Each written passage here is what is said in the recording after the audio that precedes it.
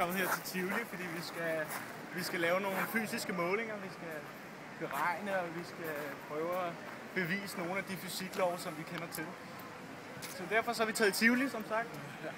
Og vi skal til at prøve det gyldne tårn, som er en forlystelse, der helt klart har fascineret os. Den skal vi op og prøve nu.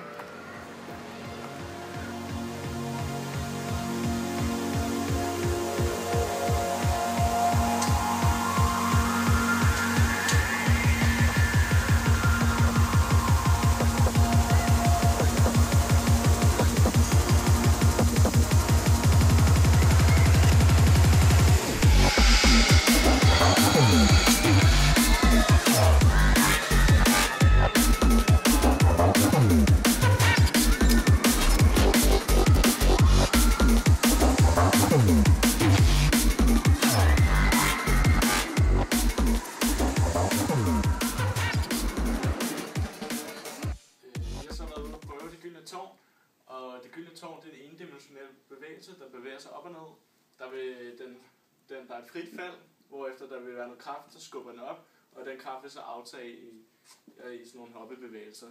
Hvilket kan forklares på den her fjeder og et lod, da den laver rent faktisk den modsatte slags bevægelse, eftersom at der bliver hivet i loddet opad, i stedet for at der bliver skubbet nedefra. Men man kan se her, hvad der sker. Den bevægelse er den bevægelse, der sker. Vi kan beregne farten i det frie fald, fordi vi kender længden på tårnet, som er 63 meter.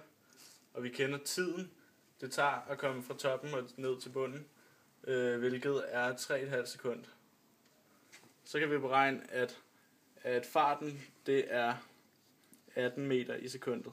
Okay, her har vi lidt om G-kraft, og på vej op, der har vi en konstant G-kraft, eller en G-kraft på 1, samme vægt som på jorden. Det der sker, når vi så flyver nedad, der vil vi have en G-kraft på 0, fordi at vi kommer i den her svævetilstand, når den kører hurtigt ned.